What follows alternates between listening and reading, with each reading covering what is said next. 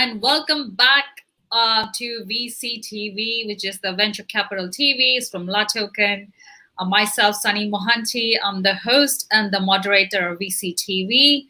And today we're going to discuss about a very new topic on Asia episode of VCTV about investment, fundraising, women, their contribution, their participation in the process of fundraising, and what significant role they play in this process of fundraising as well. So there you go. Let's have a quick round of intro of the speakers of the panel today. Hello, everybody. Welcome back. So let's have a quick round of intro. I want to start with Blanca Kobayashi, Mrs. Kobayashi. Hi, how are you, Blanca? Good to see you. You're on mute. Okay. Yeah. Okay, I should be okay now. I thought I unmuted it. Oh, hello, okay, everybody. Hi, good to see you. This is the first time to see you. Yes. Well, my husband let me be on the panel today because as it's women in fundraising, we kind of thought it would be good if I'm here on behalf of our company. Right. I'm the marketing and PR director of Kobayashi Group. We are based in Japan. And I am actually very happy that we are discussing this because women in fundraising are often overlooked and they don't get enough credit, I think. So we are very happy to be here. And I'm proud to say that in our company, we actually do not base our decisions on gender, but on the skills and on the qualities of the person's work. So we are very happy to support any women in the project. Awesome. Great. And welcome, Blanca. I'm really happy and excited to host you as much as I am with Kingsley, Mr. Kingsley as well. Thank you, Blanca, and welcome back. I mean, this is like you coming back on TV for the second time, I guess, but first time on my show. Yes, this is my second time. Okay, great. Thank you. Next, Karthik. Hi, Karthik. How are you? Thank you so much for thank you so much for hosting me for the 122nd time, and it's a pleasure to see you all once again. In terms of my views, and let me just introduce myself. I represent a couple of family offices based in the UK, and one of them is managed by a woman. Let me tell you, a 74-year-old woman who owns and manages wealth to the tune of 320 million pounds and has 12 people like me managing her wealth. So that's the kind of skill that she brings to the table. In terms of my particular belief on this, I am a very, very strong proponent of meritocracy. I believe in equal opportunity for equal merit and do not believe or do not propagate any glass ceilings of any nature. Okay, awesome. And welcome back. Always happy and excited to talk to you and hear your insights. Very interesting insights. Saturday afternoon once again. So 55 minutes from now is my beer time. Ooh, yeah, that's good. Vandana. Hi, Sunny, and thank you for having me here. I'm very happy to see Miss Kobayashi, Miss Blanca here. And thank you for coming on the show. This topic is very close to my heart. Sunny knows about it.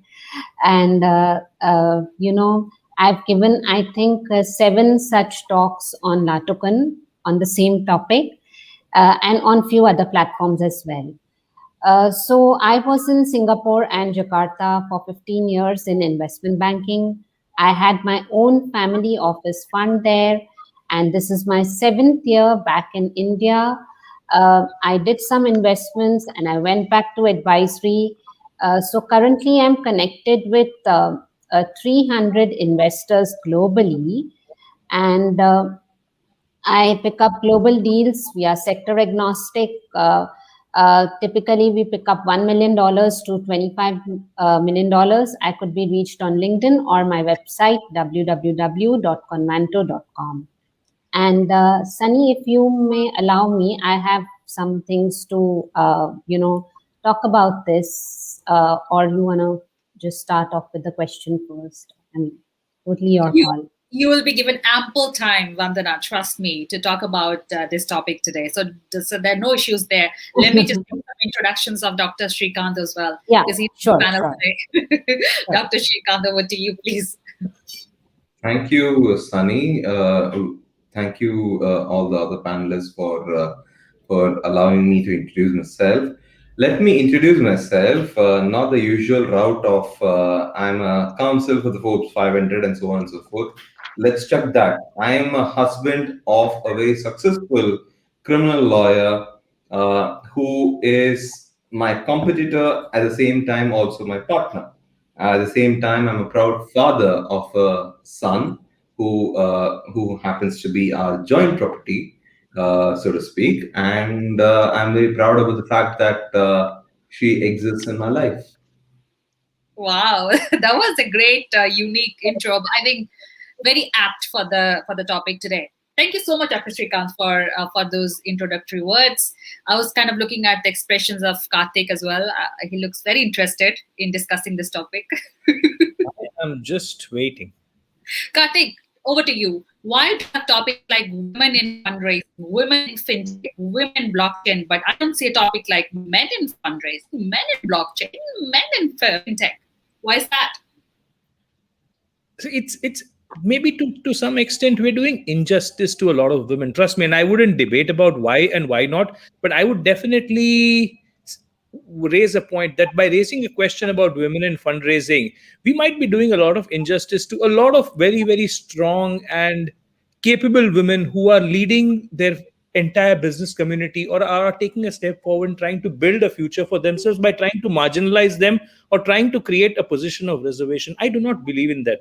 I believe in equal opportunity. I believe that people who have got the skill sets, people who've got the meritocracy, people who have got the kind of intelligence slash infrastructure slash educational qualification slash pedigree should get the right opportunity, and do not necessarily believe gender or race or color or culture or background or physical ability should be physical ability to some extent, but nothing else should become a determinant in terms of defining whether one should get a preferential treatment or not.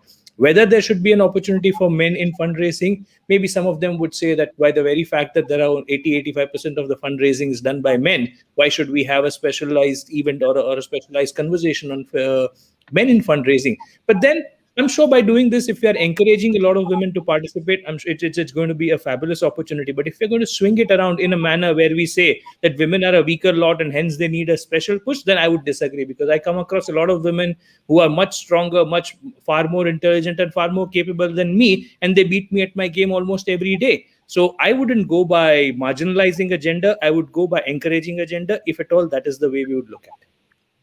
I think that's a different way to look at it, Karthik. Thank you so much. But I'd like to know what others think as well. Blanca, over to you. I mean, do you think, because Karthik just said 80% of the fundraising, or be it a VC in a firm, are taken by men, the rest 20%. And these topics like women in fintech, blockchain, fundraising, just to encourage women to be in that workforce. Is that what you agree or do you agree to the fact that there is some kind of,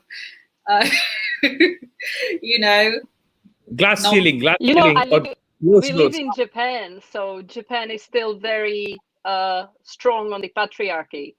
So I would say yes, there's definitely less women in business and less women in blockchain or in fundraising, and that's mainly because women are still looked at as the wives and the mothers, and in many countries they are basically said, okay, now you got to the age when you should get married, you should have children, and you should stop worrying about all these things. But on the other hand, we live in 21st century, so I slowly see the change when women are encouraged to actually take their place, because in many cases women are I would say better in taking decisions, because they have different way of thinking and with different way of handling stress, different way of making decisions. So I'm very happy that slowly I'm seeing the change where women are actually put in the front of companies, put in the front of fundraising, and put in the front of many projects, because they can bring a lot to the table. And if men are able to encourage us as women, then we can make amazing changes and make the world the better place. But it has to come very often from the men part of the companies, because if you look at companies, there is definitely much more companies that have male partners, male owners, male founders than the companies where they have female founders and female partners. So it has to be in cooperation between the male and the females. Yeah, I think what Karthik said, glass ceiling. Is it because of glass ceiling? I don't think so. Is it because of lack of? I didn't want to use that word, but you put that word in my mouth, Karthik. Sorry. So let me jump in for a second. I agree with what Blanca said. I would want to open a question saying that, and I'm very happy to notice that a lot of women are coming forward and taking the rightful place. Trust me, it's not because of the feminist lobby that's trying to promote, but it's because there are a lot of women who've realized that their true potential is out there to compete with the best of the best and make the world an equal opportunity. Tennis did not become an equal paid opportunity because women feminists said that women tennis players should be getting equal money. It's because women tennis players started getting more endorsements and they started getting better rankings in the WTA. That's why it became an equal opportunity pay. So it's not about a feminist lobby that shouts and says that, okay, there should be more women in fundraising. Tomorrow, even if we have 100 such episodes, if a woman is not capable of managing, she would not be there. And if there are women who are capable, we don't necessarily need a show to talk about it. Do we need to talk a show? Do we need to have a show about talking that why Japan makes better electronic items and why Indonesia makes better clothes? No, it's because of the prowess. It's as simple as that. That's the point. That's the point. Thank you, Karthik. Vandana, what have you got to say? So, I strongly believe that women work hard 10 times more to reach the same place than men. And these are all talented women. They are all capable. They have the merits. So this is one thing that I wanted to highlight. The second thing is, currently in the United States, women make approximately 11% of investing partners at VC firms, and only around 13% of venture capital dollars go to startups with a woman on the founding team. The 30-year average of all female founders share of VC funding is 2.4%, almost identical to the share which was in 2018, which is 2.3%. And it's important to talk about diversity and inclusion balance in the funding and founding teams within the startup ecosystem. And an interesting study done by McKinsey in 2015 investigated what the economic implications of achieving, gender parity in India would be, and the resulting number amounted to over 2.5 trillion by 2025. I think that's a powerful statistic. Now, TechCrunch studied the top 100 VCs globally and assessed them on the basis of investments, longevity, fund size, and more. They realized that only 38% of those firms had female investing partner. These are the top 100 firms. Now, if we extend this list to the top about 2,300 VCs and micro VC funds, only 8% of all the firms have full-time investing partner who is a woman. This disparity itself points out that there is a merit in having women on board, and it is an indicating factor that having a female investing partner might have been one of the contributing factors that led some of these firms to be in the top 100 VC firms globally. And this is just one statistic. And I think there are enough indicators and studies done to highlight the financial upside of a gender balanced team, especially at the early stage. Now, coming to my experience, I think there have been a couple of instances in the time that I have been in this industry. And one of the things that has concerned me over time in that is, in a lot of Indian VC firms, there are women who are, let's say, in the investor relations team. There are enough women who are in the product team or financing team, but not so many in the investment team at the decision-making, seat where they can manage the money. They have the rights to manage the money. While it is great that there are women in other functions in an organization and that you're creating a good firm, but then but that can't act like a proxy for not having women partners on board, right? Yeah. And it is incredibly important for women to have a seat at the decision making table. And I think a lot of firms would have to take a look at, let's say, their weekly meetings and see around the table as to how many women do they actually have on the table besides the allied teams. Yeah. And diversity should mean that you're strengthening your board, you're strengthening the point of view that you're bringing into the team. The first thought about gender balance and creating a more inclusive culture has to be that it's creating something that you can be proud of. And creating a more inclusive culture and bringing in more points of view on the table is Right. only going to give you more opportunities to invest in, scale, and avoid some of the mistakes or blind spots that you wouldn't have seen, had it not been put into perspective. So I think I strongly feel this about So it. basically, Vandana, in conclusion, there are less women in the top position, right? So just Right. summarizing, right? Okay. Karthik, you're raising hands. Oh, You say 100%. I had two hands on my head, all raised for it. I have three rebuttals on this. First is, if you want to build a reservation and if you want to change the structure of the society, you don't change the structure by changing the top. You change the structure by changing the bottom. Include inclusiveness at the education. Inclusiveness at the primary employment level and equal opportunity in social sectors. The moment you try doing it at the top of the funnel, you are risking the entire ecosystem. Now, let's say, the very fact that there are less women pilots, should I have a unqualified or poorly qualified woman pilot flying an aircraft just by the fact that she's a woman? Would I have a neurologist or a cardiologist who's not qualified opening up my heart because I need to create inclusiveness and have women? The same way, would I have a fundraiser who's not qualified, but because I need to encourage women? No. I need to, in certain sectors, it has to be purely meritocratic, whether it is a male or a female. I haven't come across certain sectors where, I mean, ask Shrikant for that matter, would you have a Supreme Court judge in any country only decided by a gender? No, you would be deciding it purely by meritocracy, Shrikant, if I'm not mistaken, right? In the same manner, you need to. I would like to cut you here. I didn't mean to say that, at the I first have go, only women need to be I have a given two and a half the rebuttals. I no, still I have two mean, and a half rebuttals pending.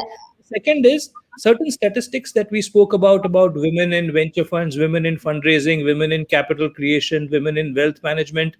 Number of instances of women CEOs. It's not about women CEOs have been rejected. It's about women CEOs didn't bring pitches to the table.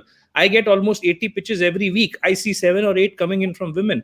I am not going to judge a pitch basis whether it's come from a woman or a man. I'm going to judge a pitch purely basis what is the dollar that's going to come to me at the end of the entire process.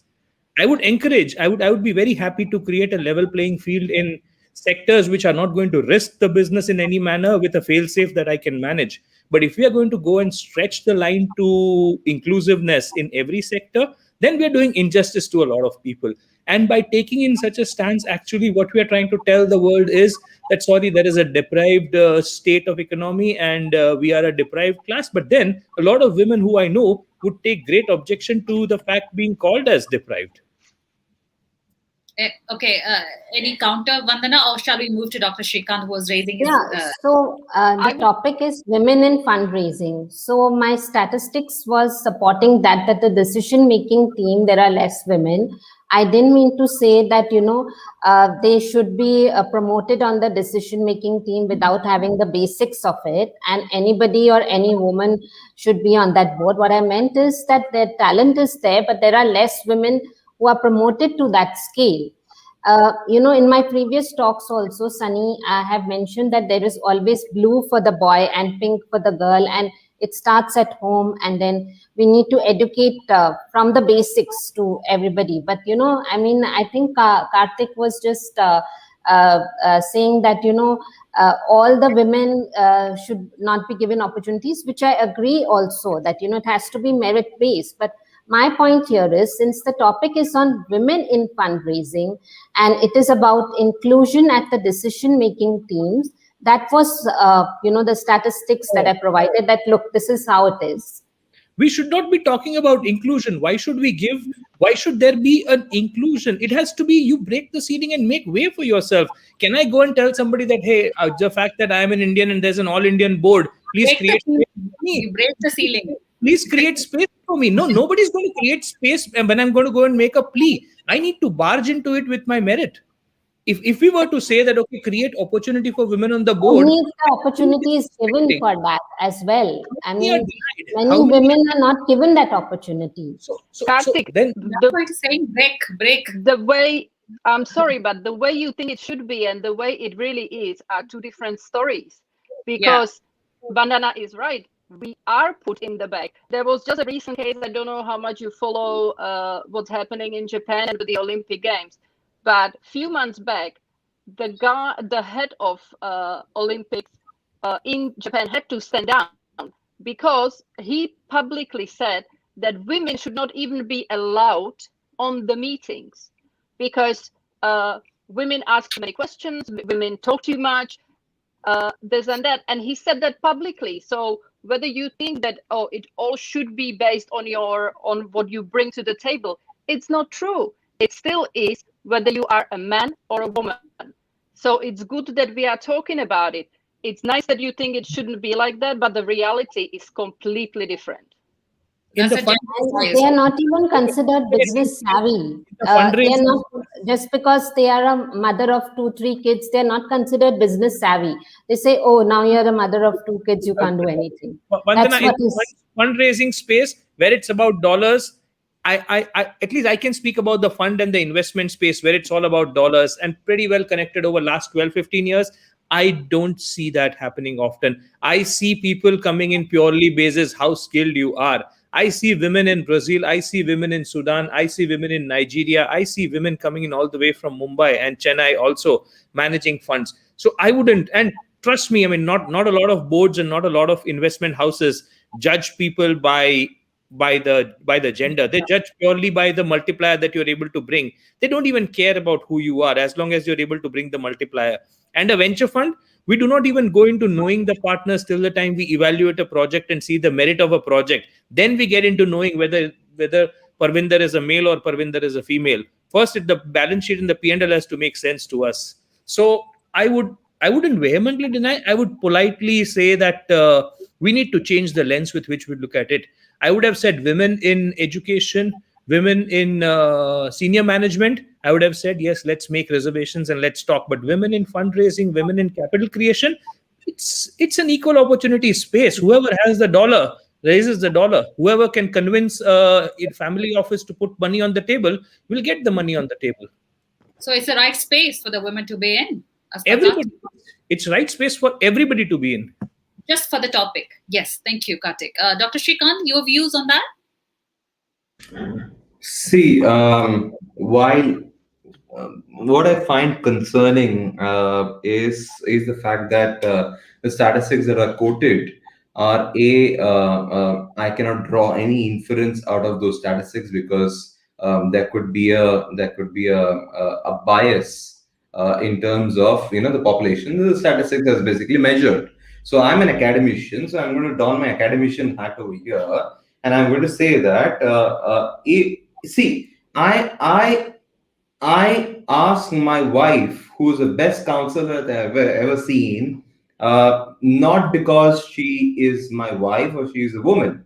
I asked her counsel because of the fact that she is the best counsel I've ever found in my life.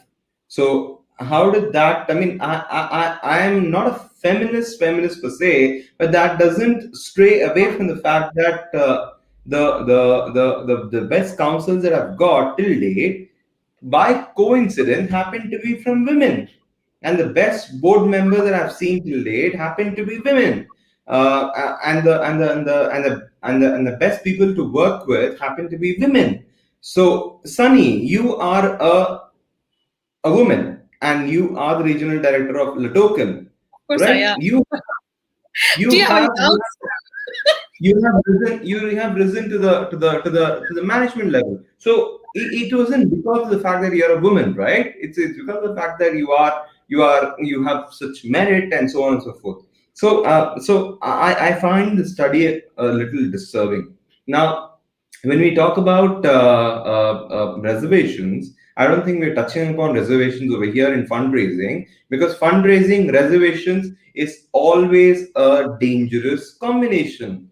Because if you mix fundraising and if you say that I'm going to give it to, I'm going to allocate X percentage to startups which are emanating from women, the men are just going to conveniently, I'm a man and still I'm saying this, that the men are going to conveniently pass the baton to their female colleagues and manage the show from the back door, or so on and so forth, which is again a detrimental position for a woman. I don't find any logic in doing that.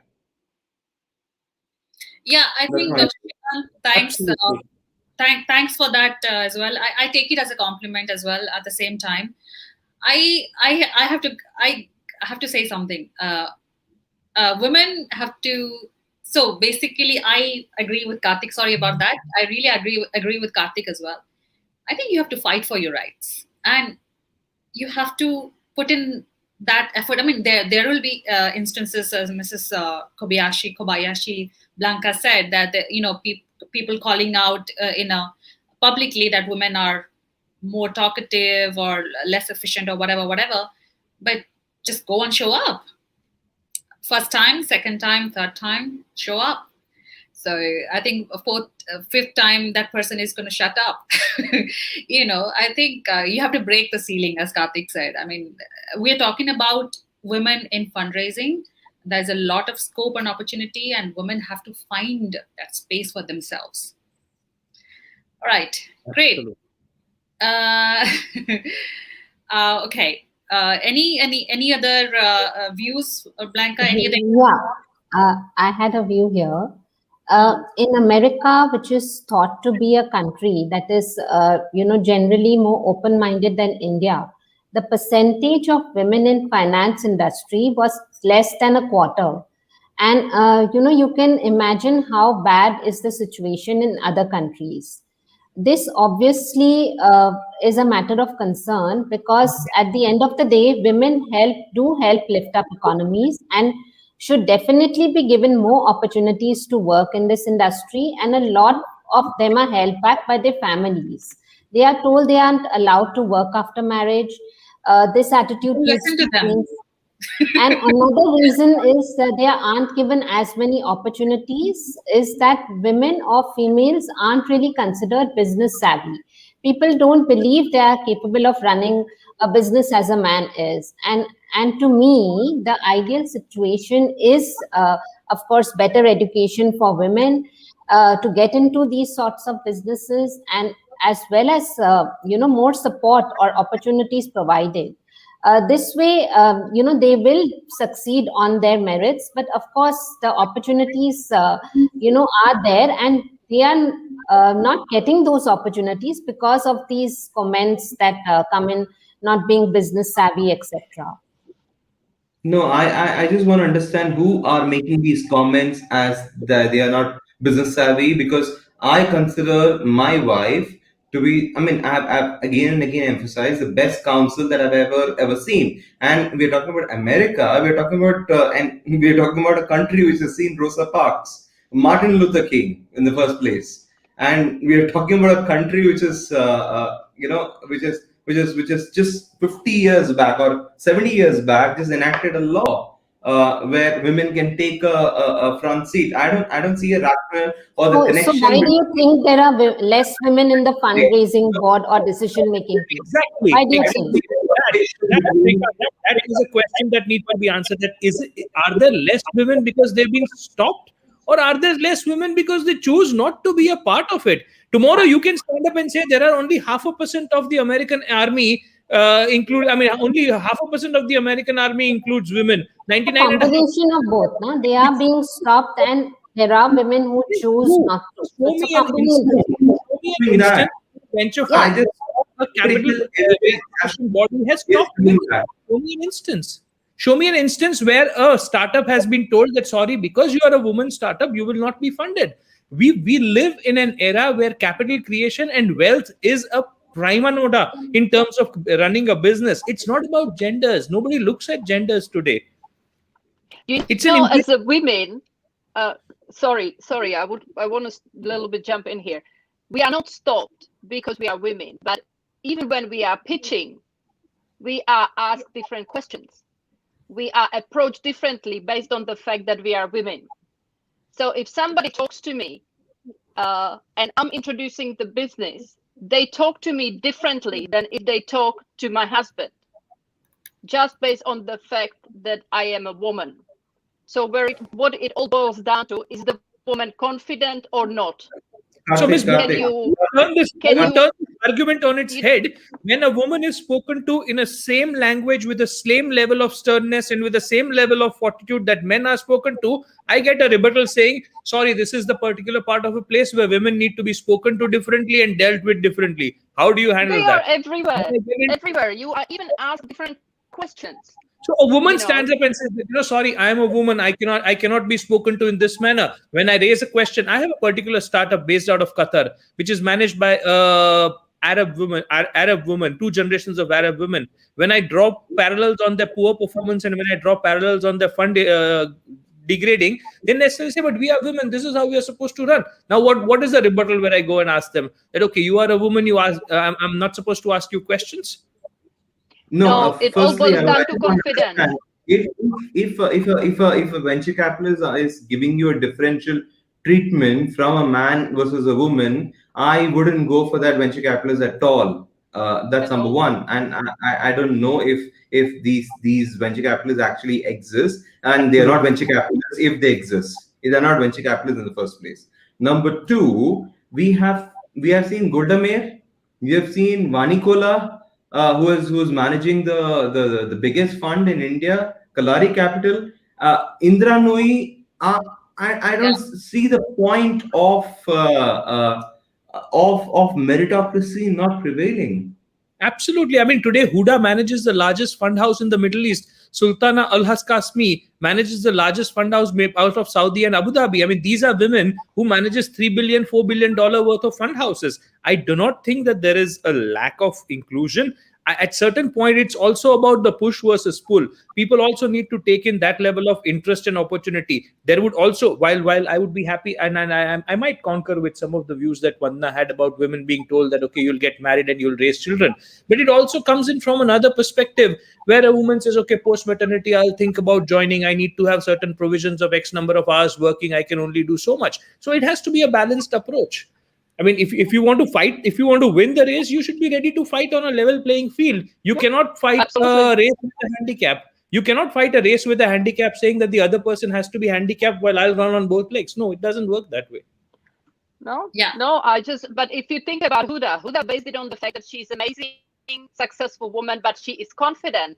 She can stand her ground, and she kind of presents herself very well. So that's what I'm trying to say. It boils down to the fact that some women are less confident. So whether you are a woman or a man, you have to be confident to be successful. Absolutely. So absolutely. It all starts also at home. Blanca, I agree with you. It starts from home.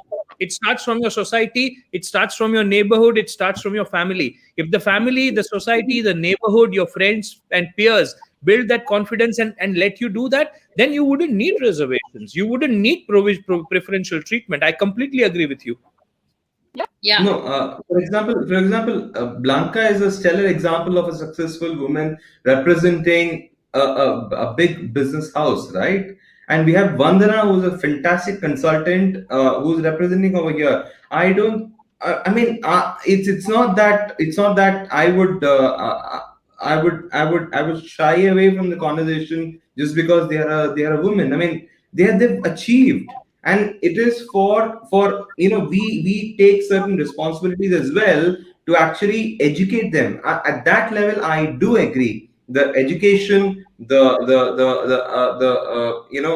provision of the level playing platform. But more than that, and actually creating a reservation is against the. I mean, what if the whole thing tilts on its head? What if we have a situation where we have we have a lot of people who identify themselves as as women, and are actually run by men on the background. I mean, that's the most detrimental and backward position that you can ever create. Yeah. Absolutely. And statistics. I was just, while I was talking to all of you, I was referring to it. I was looking at Harvard Business School's catalog. Yeah, I would be surprised. Out of 127 professors, only 4 are women. Were they stopped to become professors? Obviously not. They chose not to be, or they couldn't reach there. Harvard Business School doesn't have a dean who would say that, okay, just because you are a woman, I'll not allow you to be a professor. No, it doesn't work that in all sectors. It might work in certain social sectors in certain parts of the world, but not everywhere. Yeah. Yes, I totally agree to what Dr. Shrikant and Karthik and Blanca and Vandana have shared. I mean, more or less. So, because we're talking about women in fundraising, so what are the advantages of we have, when we are young, our parents obviously influence us to a great extent in terms of what career path you're going to choose. Like Karthik, you must be saying your daughter, I don't know if you say or not, but when I was growing up, obviously I was influenced by parents and family around. Absolutely. But nobody ever told me, oh, you're going to work in a technology which is very much male dominated. Like when I started crypto, like ICOs, it was all men, no women. They would just, no, it's scam. I'm going to be away from scams. So no, nobody would encourage me. Nobody would obviously tell me when I was young that you're going to do something totally different from what others have done. But however, in today's time, that obviously Karthik, Dr. Shrikant, Vandana, Blanca, would you encourage your future generation to embrace fundraising, to join a venture farm or investment firm? And if yes, why? I already have taken an initiative. My wife is my partner and my greatest opponent. She literally is my knowledge bank, and I confide in her. I mean, I seek her counsel for everything that I do.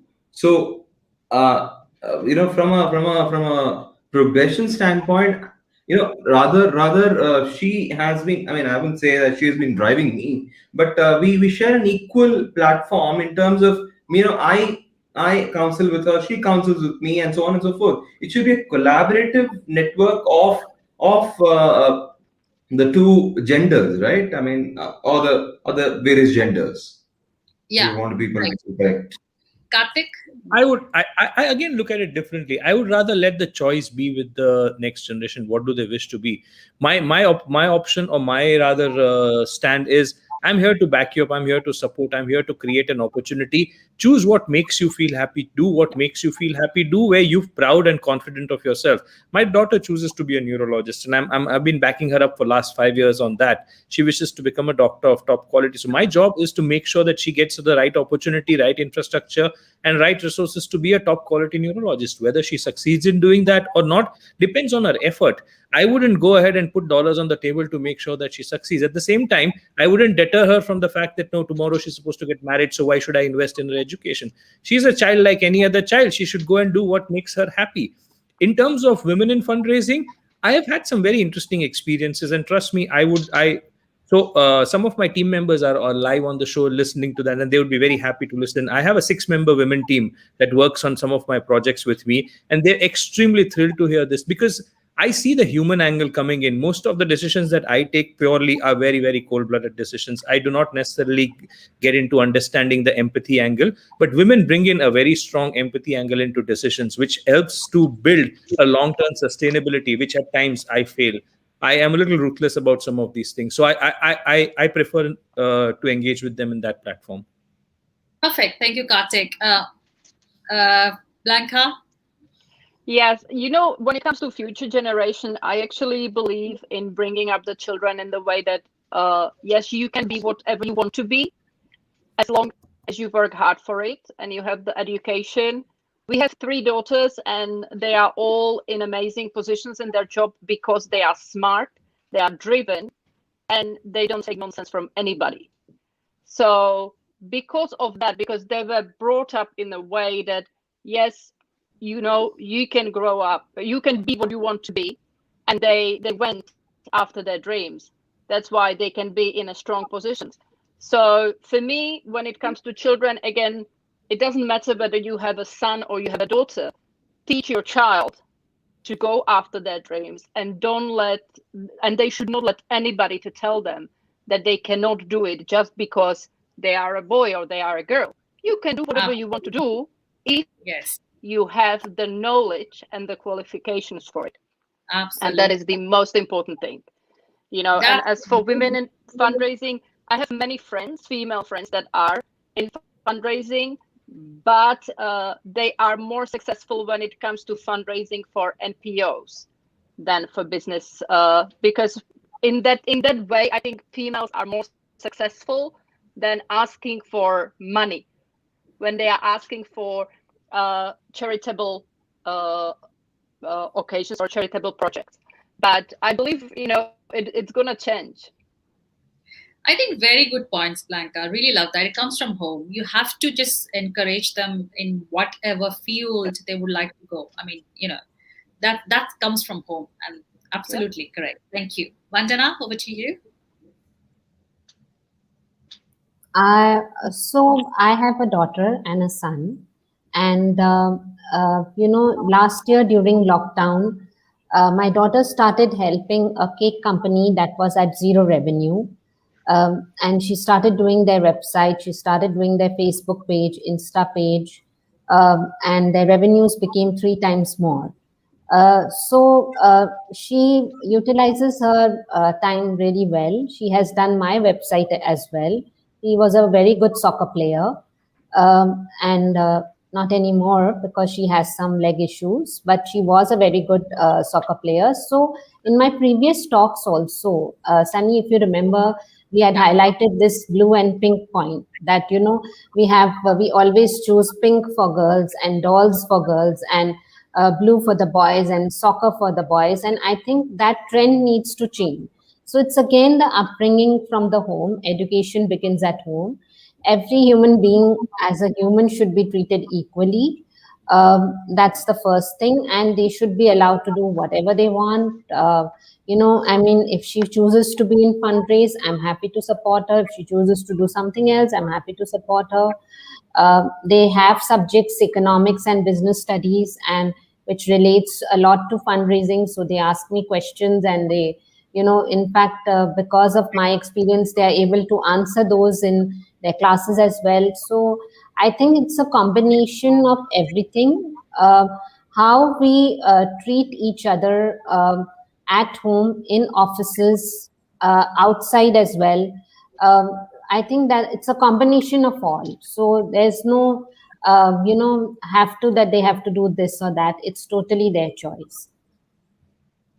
I think very good points, very positive points, and I think we should all stick to that. Great. I think Dr. Shrikant has had to go. Many thanks to him. Kartik, Vandana, Blanca, let's take some closing remarks and wrap up the show. Blanca, your closing thoughts before we wrap up. Well, what I would like to probably repeat, because I'm sure I've already said that, even though women are facing a gender bias when it comes to fundraising or any other business for that matter, they have to remember that they can do it, they are worth it, and that they have what it takes. So really the game is actually just about being resilient, putting yourself out there and fight for yourself. If you believe that you are a valuable player of the team, then fight for your place at the table. No matter what it takes. You might get rejected once or twice, but sooner or later, somebody will understand your project, will understand your passion, will not mix up your passion for being emotional, as we often are. Yeah. We yes, as women, we are emotional, but we are very passionate. We bring a different perspective to the table.